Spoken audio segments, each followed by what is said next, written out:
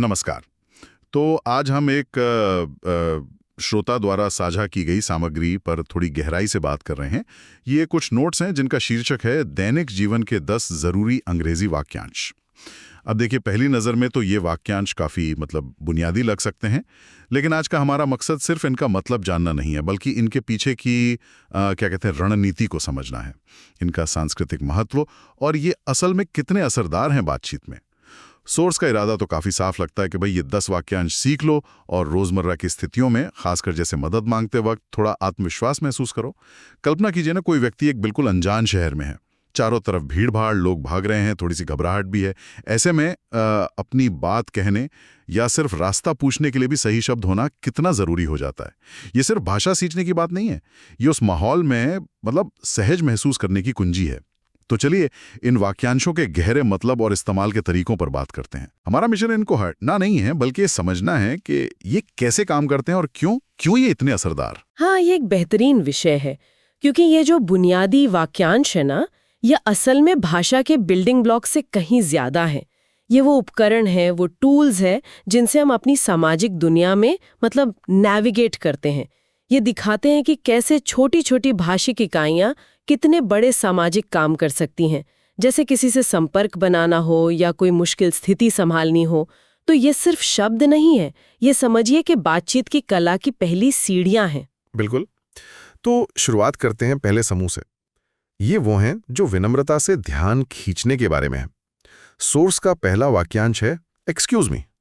कितना साधारण लगता है ना, लेकिन सोचिए ये कितना काम करता है। किसी से मान लीजिए रास्ता मांगना हो, या किसी अजनबी से बात शुरू करनी हो, या कभी कभी मीटिंग में भी धीरे से अपनी बात रखनी हो। सोर्स के उदाहरण भी यही दिखाते हैं, जैसे excuse me, is this seat taken, या फिर excuse me, I need to get past. हाँ, और एक्सक्यूज मी की खूबी इसकी वर्सेटिलिटी में है। ये कितने अलग अलग मौक़ों पर काम आता है। ये एक तरह का सॉफ्ट एंट्री सिग्नल है। जैसे आप बिना किसी टकराव के किसी के व्यक्तिगत या संवादात्मक दायरे में प्रवेश करने की अनुमति मांग रहे हो। ये दिखाता है कि आप सामने वाले के स्पेस का सम्मान करते हैं। और दिलचस्प बात यह है कि ये इतना छोटा सा होते हुए भी सामाजिक संतुलन बनाए रखने का कितना महत्वपूर्ण काम करता है। ये भाषा का एक न्यूनतम, लेकिन कह सकते हैं कि अत्यंत प्रभावी उपकरण है। बिल्कुल सही कहा। अच्छा, अब उन स्थितियों पर आते हैं जहां बातचीत में थोड़ी रुकावट आती है, यानी जब कुछ समझ नहीं आता है। ये शायद भाषा सीखने वालों के लिए सबसे आम चुनौतियों में से एक है। हाँ, ये तो होता ही है। तो सोर्स का दूसरा वाक्यांश इसी से जुड़ा है, I am sorry I don't understand. Source बताता है कि ये तब इस्तेमाल होता है जब कोई शायद बहुत तेज बोल रहा हो या मुश्किल शब्दों का प्रयोग कर रहा हो। और सोर्स एक आम गलती पर भी ध्यान दिलाता है। अक्सर लोग कह देते हैं आई नो अंडरस्टैंड, जो कि सही व्याकरणिक रूप नहीं है। सही है आई डोंट अंडरस्टैंड। हाँ, और यहाँ व्याकरणिक रूप से सही होना महत्वपूर्ण है, क्योंकि आई डोंट अंडरस्टैंड वो नकारात्मक वाक्य बनाने का एक मानक पैटर्न सिखाता है। Subject plus do does not plus verb. ये अंग्रेजी में बहुत जरूरी है, लेकिन इससे भी ज्यादा महत्वपूर्ण है इस वाक्यांश का काम। ये केवल ये नहीं बताता कि आप समझे नहीं, बल्कि ये बातचीत को टूटने से बचाता है। और इसमें आई एम सॉरी जोड़ना इसे और विनम्र बना देता है। ये एक तरह से स्वीकार करता है कि संवाद में बाधा शायद आपकी तरफ से आई है, भले ही ऐसा ना हो। इससे सामने वाले को अपनी बात दोहराने या समझाने का अवसर मिलता है। और यहीं पर तीसरा वाक्यांश काम आता है, could you repeat that please. Source please के इस्तेमाल पर बहुत जोर देता है। कहता है कि सिर्फ रिपीट कहना थोड़ा अशिष्ट लग सकता है। हाँ, बिल्कुल। और कुड का प्रयोग भी इसे और विनम्र बनाता है ना? सही कहा।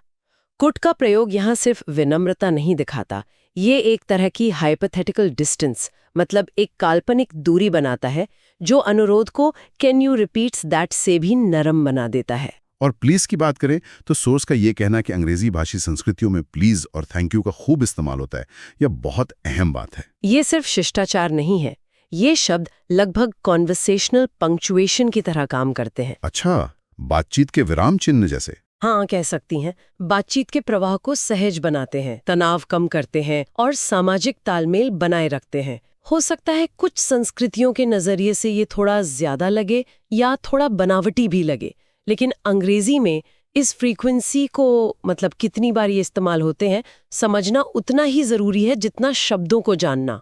ये दिलचस्प है कि इतनी छोटी सी चीज जैसे प्लीज कितनी बार इस्तेमाल होता है, इतनी सांस्कृतिक जानकारी रखती है। क्या आपको लगता है कि कभी-कभी प्लीज या सॉरी का बहुत ज्यादा इस्तेमाल उल्टा असर भी कर सकता है, शायद थोड़ा बनावटी लगे? ये संभव है, बिल्कुल, खासकर अगर आपका टोन या संदर्भ मेल ना खाए। लेकिन सामान्य तौर पर रोजमर्रा की बातचीत में, खासकर जैसे सेवा क्षेत्र में या अजनबियों के साथ, इन शब्दों का इस्तेमाल करना एक सुरक्षित और अपेक्षित व्यवहार माना जाता है। असल मुद्दा यह है कि इन वाक्यांशों का इस्तेमाल करके आप संवाद की बाधाओं को सकारात्मक रूप से संभाल रहे हैं, बजाय इसके कि आप चुप हो जाएं या मतलब निराश हो जाएं। बहुत बढ़िया पॉइंट है। तो ठीक है, जब आप ध्यान आकर्षित कर सकते हैं और समझ की दिक्कतों को संभाल सकते हैं, तो अगला कदम होता है विशिष्ट जानकारी मांगना। सोर्स इसके लिए कुछ बहुत उपयोगी टेम्पलेट्स देता है।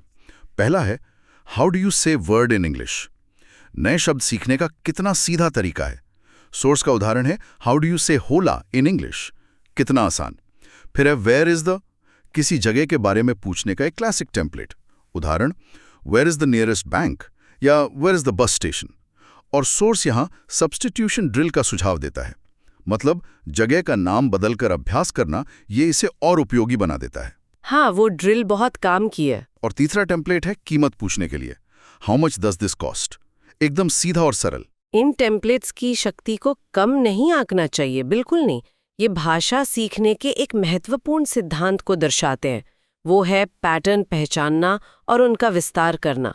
एक बार आप वेयर इज द का पैटर्न समझ गए तो आप अनगिनत जगहों के बारे में पूछ सकते हैं। सही बात है। हाउ मच डज के साथ भी बिल्कुल यही है।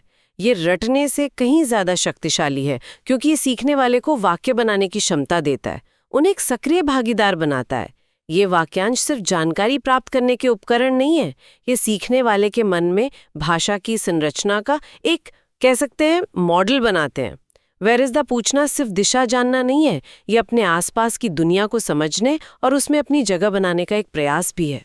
वाह, ये वाकई सोचने का एक अलग नजरिया है कि ये सरल सवाल असल में अपने आसपास की दुनिया को मैप करने की कोशिश है। अच्छा, अब अगले समूह पर आते हैं जो बातचीत और लेन देन से जुड़ा है। पहला वाक्यांश दुकानों में बहुत काम आता है, I am just looking thanks. जब कोई सेल्स पर्सन मदद के लिए पूछता है पर आप सिर्फ मतलब देखना चाहते हैं। हाँ, और ये वाक्यांश सांस्कृतिक बारीकियों का एक बहुत अच्छा उदाहरण है। कई संस्कृतियों में सीधे नहीं कहना थोड़ा अशिष्ट या टकराव वाला माना जा सकता है ना? हाँ। तो I am just looking thanks स्थिति को बड़ी खूबसूरती से संभालता है। ये सेल्स पर्सन की पेशकश को स्वीकार करता है थैंक्स कहकर, लेकिन साथ ही विनम्रता से बता देता है कि आपको अभी मदद की जरूरत नहीं है। ये सीधे इनकार से बचते हुए अपनी मंशा स्पष्ट कर देता है। ये एक तरह की सामाजिक बातचीत है, सिर्फ जानकारी का आदान प्रदान नहीं। और इसी तरह का एक और विनम्र अनुरोध है, कुड आई हैव। खासकर रेस्टोरेंट या दुकान में कुछ ऑर्डर करते समय सोर्स का उदाहरण है, could I have a coffee please. हाँ, और फिर से कुड का प्रयोग यहाँ विनम्रता के स्तर को बढ़ाता है। कैन आई हैव से ज्यादा विनम्र। यह वाक्यांश दिखाता है कि आप कुछ मांग रहे हैं, अधिकार नहीं जता रहे हैं। अगर हम इन वाक्यांशों को देखें, excuse me, could you repeat, could I have, I am just looking thanks, ये सब असल में छोटी छोटी सामाजिक बातचीत हैं, या कह सकते हैं माइक्रो नेगोशिएशंस हैं। आप ध्यान मांग रहे हैं, समय मांग रहे हैं, कोई वस्तु मांग रहे हैं, या बस अपनी स्पेस बनाए रखने की कोशिश कर रहे हैं, और ये सब भाषा के इन विनम्र रूपों के जरिए हो रहा है। ये वाकई दिलचस्प है कि कैसे ये वाक्यांश साधारण लेनदेन को भी एक तरह का सामाजिक आदान प्रदान बना देते हैं। अच्छा, अब आते हैं पांचवें और अंतिम समूह पर, जरूरत और आभार व्यक्त करना। पहला है आई नीड हेल्प। ये बहुत सीधा है। हाँ, और इसकी एक प्रत्यक्षता, ये डायरेक्टनेस महत्वपूर्ण है। आई नीड हेल्प उन स्थितियों के लिए है जहां विनम्रता से ज्यादा स्पष्टता जरूरी है। जैसे अगर कोई खो गया है, I am lost, I need help, या किसी आपात स्थिति में है। यहाँ जरूरत की जो तात्कालिकता है वो विनम्र अनुरोधों जैसे कुड यू हेल्प मी से ज्यादा मायने रखती है। तो सही स्थिति में सही वाक्यांश चुनना कम्युनिकेशन की प्रभावशीलता के लिए बहुत जरूरी है। और आखिरी वाक्यांश है आभार व्यक्त करने का एक मजबूत तरीका, थैंक यू सो मच। ये सामान्य थैंक यू से ज्यादा जोरदार लगता है ना? ज्यादा भावुक। बिल्कुल, सो मच जोड़ने से आभार की गहराई और ईमानदारी बढ़ जाती है। ये दिखाता है कि सामने वाले की मदद या कार्य आपके लिए वास्तव में मायने रखता है। जहाँ थैंक यू एक मानक शिष्टाचार हो सकता है, वहीं थैंक यू सो मच अक्सर ज्यादा व्यक्तिगत और भावनात्मक संबंध बनाता है। आभार व्यक्त करना सिर्फ अच्छा व्यवहार नहीं है, ये सामाजिक रिश्तों को मजबूत करने का एक तरीका है। ये पॉजिटिविटी का एक चक्र शुरू कर सकता है। अच्छा, सोर्स में इन सभी वाक्यांशों के अभ्यास के लिए कुछ तरीके भी सुझाए गए हैं, जैसे खाली स्थान भरना, रोल प्ले करना और अलग-अलग परिदृश्यों में इनका इस्तेमाल करके देखना। ये दिखाता है कि सोर्स सिर्फ जानकारी नहीं दे रहा, बल्कि उसे इस्तेमाल करने लायक बनाने पर भी ध्यान दे रहा है। तो इन सब का क्या मतलब है? शायद यही कि जानना एक बात है और उसे आत्मविश्वास से सही समय पर इस्तेमाल कर पाना बिल्कुल दूसरी, और अभ्यास इस अंतर को पाटता है ना? निश्चित रूप से अभ्यास इन वाक्यांशों को दिमाग के एक्टिव टूल बॉक्स में लाता है, ताकि जरूरत पड़ने पर वे आसानी से उपलब्ध हों, न कि सिर्फ निष्क्रिय ज्ञान बनकर रह जाएं। सोर्स द्वारा सुझाए गए ये तरीके, जैसे वास्तविक दुनिया के mission, use phrases in real life या फिर स्पेस्ड रेपिटेशन प्लान, हाँ, वो कुछ अंतराल पर दोहराना। हाँ, वो सीखने को मजबूत करने के वैज्ञानिक रूप से सिद्ध तरीके हैं। ये सुनिश्चित करते हैं कि ज्ञान केवल याद न रहे, बल्कि व्यवहार में उतर जाए। अगर हम इन 10 वाक्यांशों के मुख्य कार्यों का सार निकालें तो वे क्या हैं?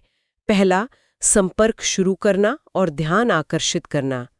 दूसरा, समझ की बाधाओं को विनम्रता से दूर करना।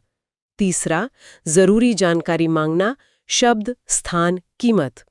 चौथा, विनम्रता से अनुरोध करना या मना करना। पांचवा, स्पष्ट रूप से जरूरत व्यक्त करना। और छठा, गहराई से आभार जताना। ये सभी कार्य किसी भी भाषा में प्रभावी ढंग से संवाद करने के लिए बिल्कुल बुनियादी और अनिवार्य हैं। हाँ, और इन वाक्यांशों का व्यवहारिक मूल्य तो अविश्वसनीय है। जैसा हमने बात की, ये सिर्फ शब्द या वाक्य नहीं है, ये रोजमर्रा की जिंदगी में नेविगेट करने, दूसरों के साथ जुड़ने और अनजान स्थितियों में घबराहट या असहाय महसूस करने से बचने के शक्तिशाली उपकरण हैं, टूल्स हैं। ये सचमुच ज्ञान के वो मोती हैं जो संचार के राह को सुगम बनाते हैं, खासकर किसी नई भाषा या संस्कृति में कदम रखते समय। तो आज हमने रोजमर्रा की अंग्रेजी के इन बुनियादी लेकिन बेहद शक्तिशाली वाक्यांशों के पीछे छिपे गहरे अर्थों और रणनीतियों को समझा। ये न केवल संवाद करने में मदद करते हैं, बल्कि आत्मविश्वास भी बढ़ाते हैं, और आत्मविश्वास किसी भी नई चीज को सीखने, खासकर एक नई भाषा को सीखने की समझे नींव है। हाँ, और ये पूरी चर्चा एक महत्वपूर्ण सवाल की ओर ले जाती है। मतलब, सोर्स ने हमें बुनियादी संचार के लिए आवश्यक वाक्यांश दिए हैं, वे उपकरण जिनसे हम जानकारी का आदान प्रदान कर सकते हैं, ज़रूरतें पूरी कर सकते हैं, ये तो ठीक है। लेकिन इन बुनियादी वाक्यांशों में महारत हासिल करने के बाद अगला कदम क्या होना चाहिए? बातचीत को सिर्फ जानकारी के लेन देन से आगे बढ़ाकर वास्तविक मानवीय संबंध बनाने की दिशा में कैसे ले जाया जा सकता है? वो कौन से छोटे छोटे भाषाई या सांस्कृतिक संकेत हो सकते हैं? शायद हास्य का प्रयोग या कहानी सुनाना या समानुभूति व्यक्त करने के तरीके, जिन पर ध्यान देना सीखने के इस सफर में अगला और शायद ज्यादा संतुष्टिदायक पड़ाव बन सकता है। मतलब, ये सोचने वाली बात है कि सिर्फ काम पूरा करने से आगे बढ़कर गहरे संबंध कैसे बनाए जाएं। वाकई एक गहरा और बहुत विचारणीय प्रश्न। इसी विचार के साथ आज की यह गहन चर्चा यहीं समाप्त करते हैं।